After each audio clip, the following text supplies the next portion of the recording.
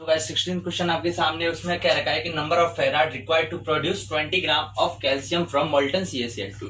यानी हमें फेराड की मात्रा करनी है कि भाई कितने फेराड बनेंगे, कितने फेराड रिक्वायर्ड होंगे, किस लिए कि हमें 20 ग्राम क्या चाहिए, कैल्शियम 20 ग्राम कैल्शियम हमें फाइंड करनी है। इलेक्ट्रोलाइसिस करते हैं ना, विद्युत रसायन करते हैं, तब हमें 20 ग्राम क्या चाहिए, कैल्शियम फाइंड करनी है फ्रॉम मोल्टन CaCl2। यानी CaCl2 को गला के उसका जब हम फेराड उसमें से जो है आवेश चार्ज गुजारेंगे, तो हमें कितना आवेश गुजारना चाहिए, कितना चार्ज या कितना फेराड चाहिए कि 20 ग्राम कैल्शियम हमें प्राप्त हो जाए। कहां से, CaCl2 से प्राप्त हो जाए। हमने देखा एटॉमिक मास ही है, तो हमें पता है भाई ये फेराड आ गया। तो हमने पढ़ा था कि जो इलेक्ट्रोकेमिस्ट्री होती है उसमें फेराड के दो नियम होते हैं, फेराड का first law and second law, जिसमें कि जो होता है जो आवेश यानी कितना जो है द्रव्यमान या कितना सामान या कितनी जो है मास, कितना मास उस चीज पे हमें डिपॉजिट हुआ या मिला है, उसके बारे में रिलेशन बताता है कि जो होता है मास के बारे में कि भाई इतना डिपॉजिट होगा। उसके अलावा जब एक से दूसरे में करते हैं, दूसरे से तीसरे में करते हैं, तो इनके बीच में भी कुछ रिलेशन होता है। तो अगर आप स्पेसिफिक वीडियो चाहते हैं कि फेराड के दोनों लॉ पे बनाया जाए तो हमें कमेंट करके बताइए, हम उस पर भी बनाएंगे।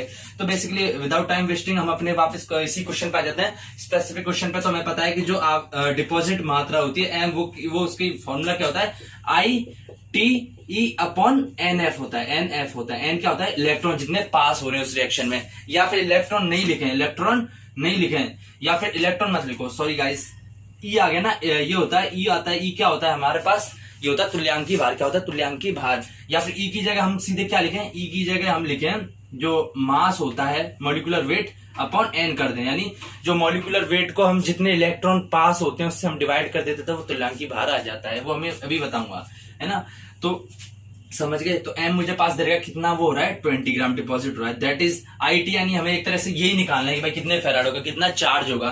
तो IT में एज इट इज रहने देता हूं, है ना। और फेराड की वैल्यू कितनी होती है, वो होती है 965W, लगभग 96,500 होती है। और मॉलिक्यूलर वेट कितना दे रखा है मेरे पास, 40 दे रखा है। और n इलेक्ट्रॉन कितने पास होंगे, तो मुझे पता है Ca+2 है, Ca+2 होता है, क्योंकि इसमें CaCl2 इसमें आवेश Ca पे क्या होगा, ऑब्वियसली Ca+2 होगा। और मुझे क्या चाहिए, मुझे क्या बनाना है, मुझे बनाना है कैल्शियम में करना है कन्वर्ट, कैल्शियम में। तो कैल्शियम क्या होता है, ये होता है Ca होता है, क्योंकि Ca+2 गाइस ध्यान रखना, Ca+2 कैल्शियम नहीं है, ये कैल्शियम आयन है, कैल्शियम आयन है। जब ये मोल्टन होगा यानी गलित होगा तब इसमें Ca+2 होगा, तो इसको मुझे किस में करना है, Ca में। तो क्या चाहिए मुझे, 2 इलेक्ट्रॉन चाहिए, 2 इलेक्ट्रॉन। तो ये क्या हो जाएगी, इसकी वैल्यू 2 हो जाएगी, इसकी वैल्यू 2 हो जाएगी, है ना। ऐसे कर सकते हैं। तो 40/2। अगर आप इधर ITE/F करते हैं गाइस, फॉर्मूला होता है ITE/F।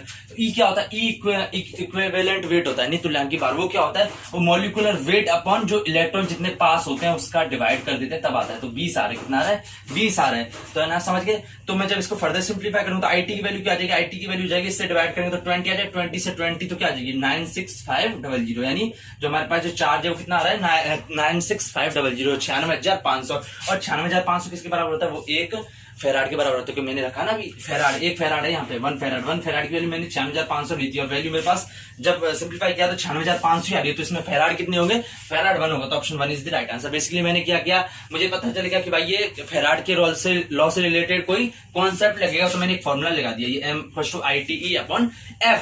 तो मुझे IT बेसिकली फेराड ही चाहिए कि भाई कितना वो है ना, कितना उसमें जो है इतने फेराड जरूरत होगी जब हमें 20 ग्राम कैल्शियम डिपॉजिट करवाना है। तो मैंने बस फॉर्मूला वैल्यू पुट कर दिया, IT ऐसे एज इट इज रहने दिया, F की जगह 96,500 कर दिया। E कैसे निकाला, जो मॉलिक्यूलर वेट को मैंने जो जितने इलेक्ट्रॉन पास हो रहे हैं उससे डिवाइड करके 20 आ गया। जब फर्दर सिंप्लीफाई किया तो IT की वैल्यू कितनी आ गई, IT की वैल्यू आ गई 96,500। तो हम इसको क्या कह सकते हैं, या तो 96,500 कूलम कह लो, या फिर कह लो कि एक फेराड या 96,500 कूलम, दोनों इक्वल होते हैं, दोनों की वैल्यू सेम होती है। तो हम 1 farad is the right answer.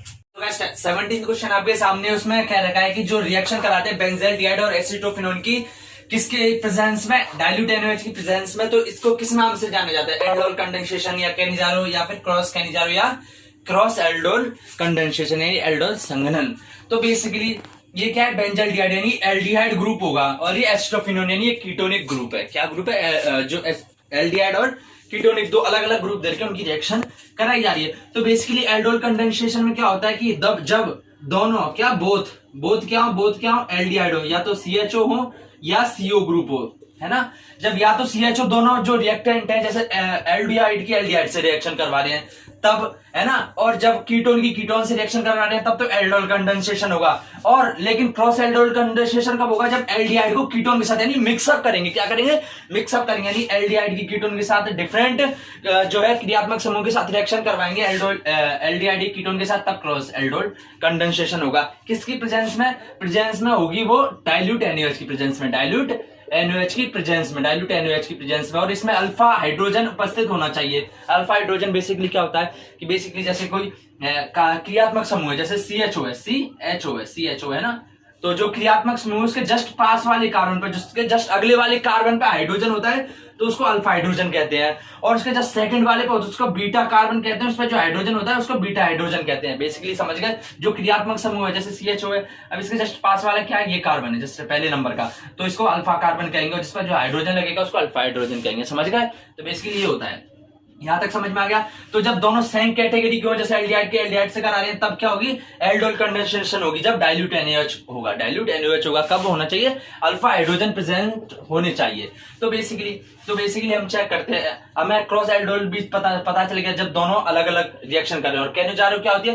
Cannizzaro reaction होती है कि बिल्कुल एल्डोल कंडेंसेशन होती है। बेसिकली कैनिजारो रिएक्शन भी जो होती है एल्डोल कंडेंसेशन होती है, उसमें भी या तो एल्डिहाइड के रिएक्शन करें या कीटोन के करें, लेकिन उसमें दो चेंज जाते हैं। डाइल्यूट की जगह इधर क्या आ जाता है? कॉन्सेंट्रेशन यानी सांद्र NaOH, कॉन्सेंट्रेटेड यानी सांद्र NaOH हो, और अल्फा H यानी अल्फा हाइड्रोजन अनुपस्थित होना चाहिए, नॉट प्रेजेंट, यानी जो ग्रुप है जो क्रियात्मक समूह उसके जस्ट पास वाले कार्बन पे हाइड्रोजन उपस्थित नहीं होना चाहिए, हाइड्रोजन उपस्थित नहीं होना चाहिए, अल्फा H नहीं होना चाहिए। तो बेसिकली हम रिएक्शन करवाते हैं कि बेंजल्डिहाइड एसिटोफिनोन की, तो बेंजल्डिहाइड है, बेंजीन पे एल्डिहाइड लग रखा है, क्या लग रहा है?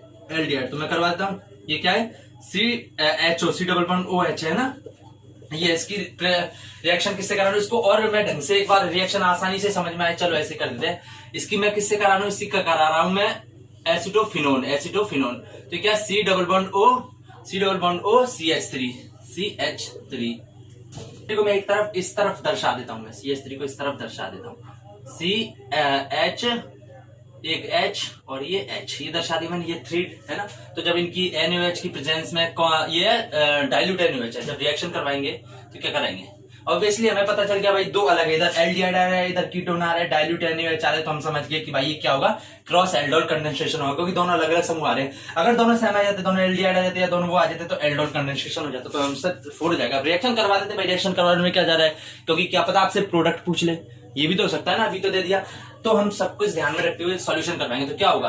तो जिसका ये जो H है यहाँ पे देखो माइनस होगा, यहाँ पे माइनस होगा, क्या होगा? माइनस हो जाएगा, ये वो है ना, इधर O पे माइनस जाएगा और इस पे C पे प्लस आ जाएगा, C पे प्लस आ जाएगा।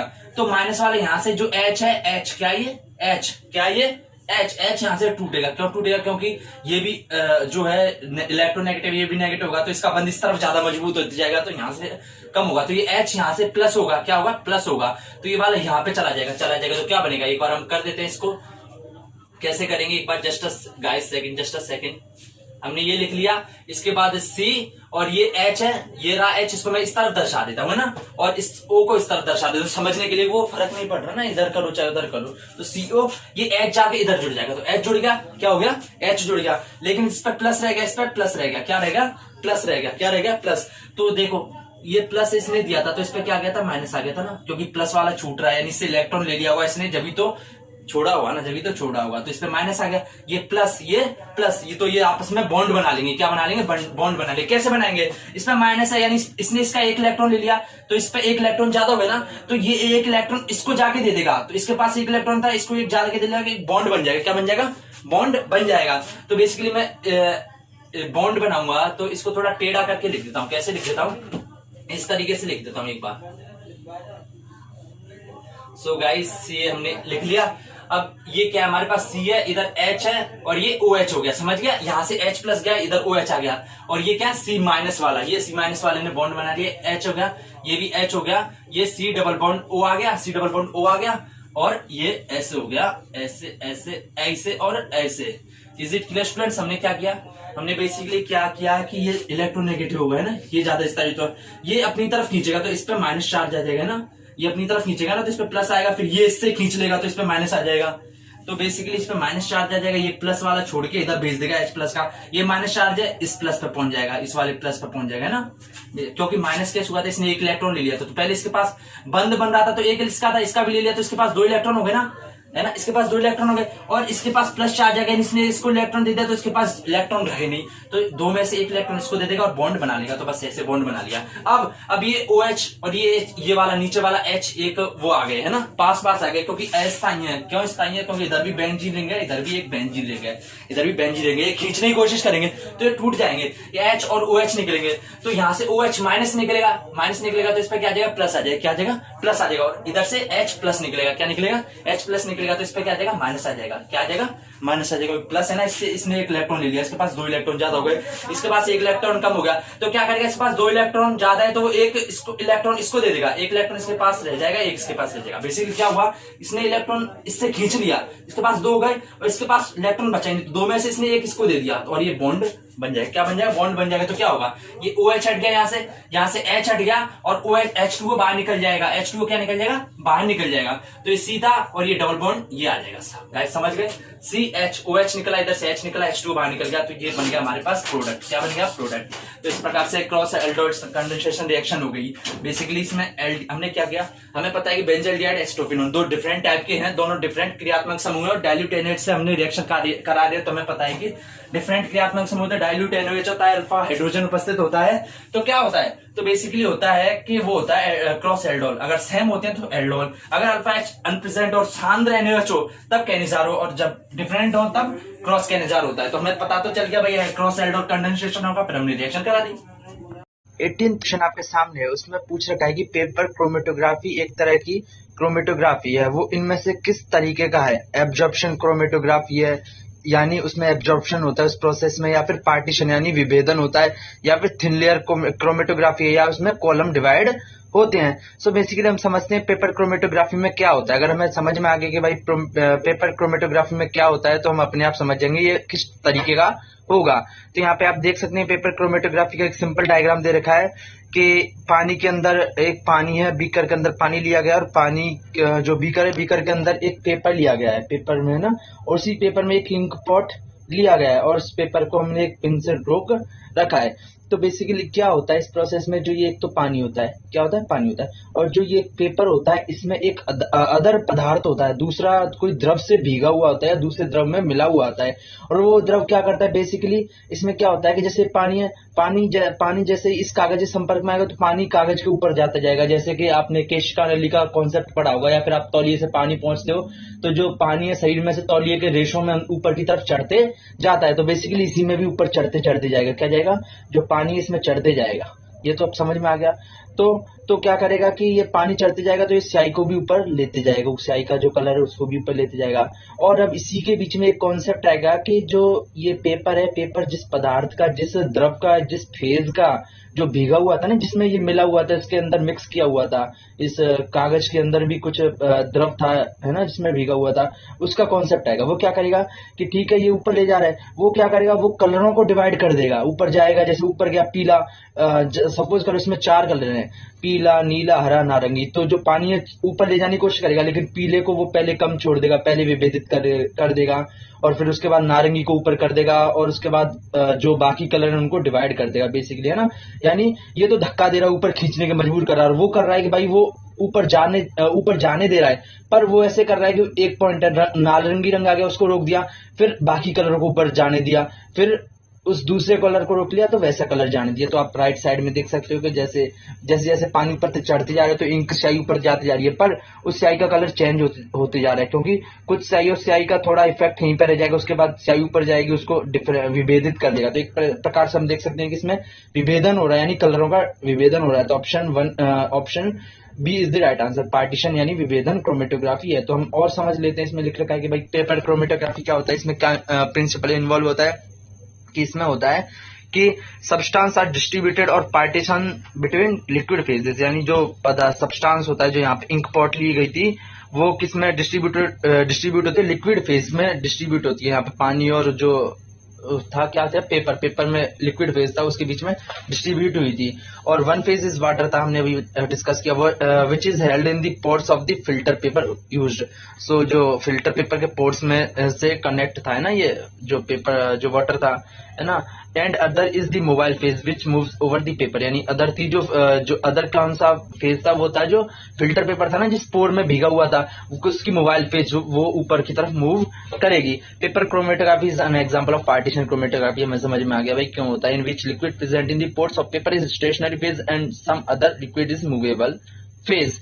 सो अब 19th क्वेश्चन देखते हैं कि भाई an increase in the concentration of the reactants of a reaction leads to change in, यानी कि जो रिएक्टेंट हैं, जो अभिकारक है, उनकी सांद्रता में अगर वृद्धि कर दी जाती है तो इनमें से क्या चीज इफेक्ट होगी, एक्टिवेशन एनर्जी, या फिर हीट ऑफ रिएक्शन, या फिर थ्रेशोल्ड एनर्जी, या फिर कॉलिजन फ्रीक्वेंसी यानी संघटक फ्रीक्वेंसी, या फिर सक्रियण ऊर्जा, या heat of reaction, threshold energy, इन चारों में से बताना है।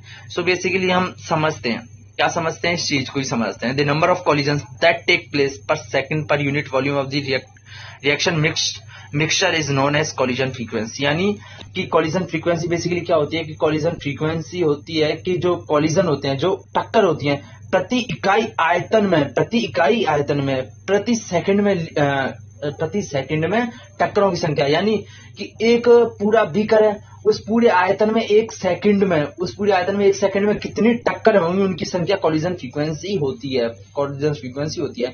तो बेसिकली पर यूनिट वॉल्यूम में जो टक्करों पर सेकंड में टक्करों की संख्या है वो कॉलिजन फ्रीक्वेंसी होगी। फॉर एग्जांपल जो है बीकर का वॉल्यूम 5 लीटर देर का है ना, और तो हमें कॉलिजन फ्रीक्वेंसी निकालेंगे तो टक्कर अपॉन वॉल्यूम कर देंगे प्रति आयतन में, है ना, ये हो जाएगी हमारे पास कॉलिजन फ्रीक्वेंसी। सो अब देखते हैं भाई ये कैसे इफेक्ट करेगी, जो रिएक्टेंट की कॉन्सेंट्रेशन है इसको कैसे इफेक्ट करेगी। तो जैसे जैसे हम सांद्रता बढ़ाएंगे, हमें पता है कॉन्सेंट्रेशन बढ़ाएंगे तो उसमें जो है सांद्रता बढ़ गई तो उसमें टक्करों की संख्या भी ज्यादा होगी। क्यों होगी, आप सोच सकते भाई ऐसा क्यों हो रहा है।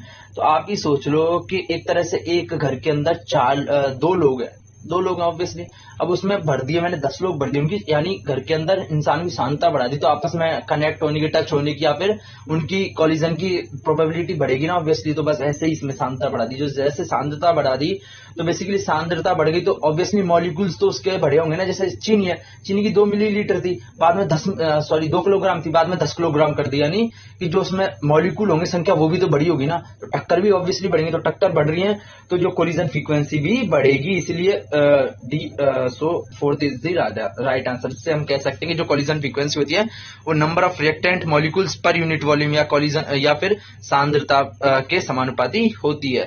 So thank you, have a nice day, Tata. So guys 20th question आपके सामने, उसमें लिख रखा है कि जो एक सिलेंडर के अंदर end to end argon gas भरी हुई, उनकी मात्रा कितनी है, N2 के 7 ग्राम और जो ऑर्गन है उसकी 8 ग्राम दे रखी है, और जो पूरे सिलेंडर में इनके द्वारा प्रेशर अप्लाई किया जा रहा है वो कितना दे रखा है, 27 बार। तो हमें क्या पूछा, हमें पूछा है कि जो टोटल अप्लाई प्रेशर है उनमें से जो N2 के द्वारा कितना प्रेशर अप्लाई किया जाएगा, यानी पार्शियल प्रेशर ऑफ N2।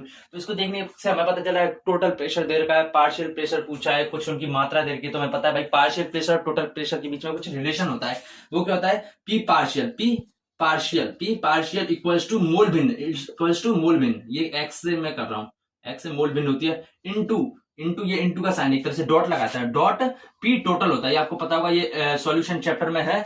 और बेसिकली अगर आप समझना चाहते हैं कि भाई ये फॉर्मूला कैसे आया तो इसके लिए फिर हमें कमेंट करके बताइए, हम इसके ऊपर लेक्चर ले लेंगे पूरा सिस्टमेटिक तरीके से। पर अभी फॉर्मूला ये होता है हमारे पास, जो मोल भिन्न होती है उसको हम P टोटल से मल्टीप्लाई कर देंगे तो P पार्शियल आ जाएगा। जैसे मुझे N2 का चाहिए P पार्शियल, तो मैं N2 की मोल भिन्न को P टोटल से मल्टीप्लाई कर दूंगा तो मेरे पास पार्शियल किसका आ जाएगा, N2 का पार्शियल प्रेशर आ जाएगा। तो बेसिकली मोल भिन्न क्या होती है, मोल भिन्न होती है जैसे मुझे किसी भी चीज की मोल भिन्न निकालनी है, फॉर एग्जांपल N2 की निकालनी है तो मैं N2 के मोल लिख दूंगा अपॉन टोटल मोल लिख दूंगा, टोटल मोल। तो यहाँ पे टोटल किस के मोल होंगे, N2 के आएंगे और ऑर्गन के आएंगे, तो N2 के मोल अपॉन N2 के मोल प्लस ऑर्गन के मोल, क्योंकि टोटल मोल तो इन दोनों को जोड़ने के बाद ही टोटल मोल आएगा, और कुछ चीज में सिलेंडर के अंदर कुछ है नहीं, सिर्फ N2 और ऑर्गन भरी हुई है, तो उसके अंदर जो भी टोटल मोल होंगे वो N2 प्लस ऑर्गन के मोल के बराबर आ जाएंगे। अगर मैं ऑर्गन का जो है मोल फ्रैक्शन पूछूं, x पूछूं, तो कैसे आ जाएगा, ऑर्गन के मोल अपॉन N2 के मोल प्लस ऑर्गन के मोल, ऐसे हो जाएगा। तो मैं अभी बेसिकली मोल निकालने पे ध्यान देता हूं, क्योंकि ये चाहिए मुझे, P टोटल दे रखा है, P टोटल मेरे पास 27 है,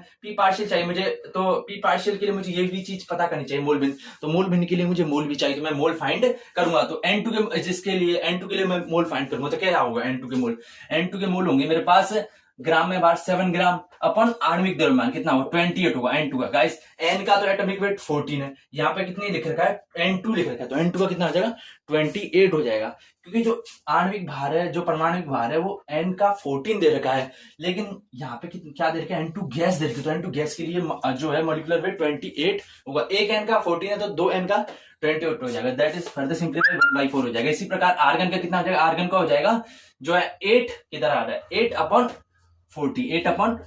अगर इधर AR की जगह AR2 होता ना, AR2 होता तो 80 हो जाता बेसिकली, है ना, तो 1/5 हो गया। तो मैं क्या लिखूंगा, मुझे चाहिए x ऑफ N2, क्योंकि N2 का पार्शियल प्रेशर निकालना, तो P N2 लिख सकता हूं, और इधर भी जो मोल फ्रैक्शन है वो N2 का होगा, N2 टोटल कितना है 27, तो x N2 चाहिए, तो मैं N2 के मोल लिख दूंगा ऊपर, तो 1/4 अपॉन नीचे टोटल मोल में N2 के मोल आ जाएंगे प्लस आर्गन के मोल आ जाएंगे। Is it clear student? जब इसको फर्दर सिंप्लीफाई करूंगा तो 1/4 LCM 20 लूंगा तो क्या आ जाएगा 5 + 4 आ जाएगा। जब इसको फर्दर सिंप्लीफाई करेंगे तो ये तो आपस में गुणा हो जाएंगे और ये आपस में गुणा हो जाते हैं, तो क्या हो जाएगा 20/4 गुणा 9 हो जाएगा। तो इसको फर्दर सिंप्लीफाई करेंगे तो 5 4 5 50 होता है, क्योंकि 4 5 दैट इज 5/9, तो इसका क्या आ जाएगा 5/9 आ जाएगा। इसकी जगह मैं 5/9 रख दूंगा, 5/9 रखूंगा तो 9 3 27 होता है। जब इसको फर्दर से मल्टीप्लाई करूंगा तो 15 bar is the right answer. तो जो हमारा P N2 यानी पार्शियल प्रेशर ऑफ N2 कितना आ गया 15 बार, तो option third is the right answer. Is it clear students? हमने क्या किया, हमने क्या क्वेश्चन पढ़ा, समझ में आ गया कि भाई